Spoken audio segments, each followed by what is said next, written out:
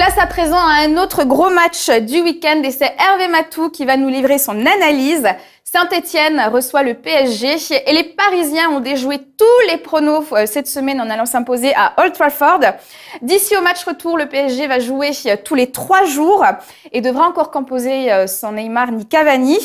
Alors Hervé, est-ce que tu penses qu'il y a un coup à faire en misant sur les adversaires du PSG durant cette période charnière et notamment ce week-end en misant sur la victoire de Saint-Etienne, plutôt solide à la maison? Eh oui, Sarah et Sylvain, c'est vrai que les Parisiens nous ont vraiment enthousiasmés lors de cette rencontre à Old Trafford. Le retour, c'est dans 3 semaines. 3 semaines, c'est assez loin. Alors la question, effectivement, c'est de savoir comment va se comporter le Paris Saint-Germain dans ce laps de temps. Est-ce qu'ils vont être focus à mort sur le match retour et lâcher un petit peu en Ligue 1, ou est-ce que au contraire, ils vont revenir booster après la toute petite perte de confiance qu'ils avaient eue depuis quelques semaines?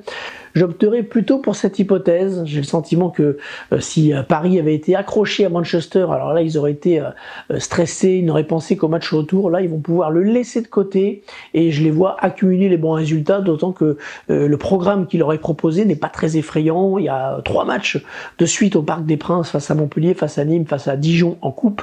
Je ne les vois pas lâcher des points sur ces rencontres-là. Finalement, le match le plus dangereux, c'est celui de dimanche à Saint-Etienne.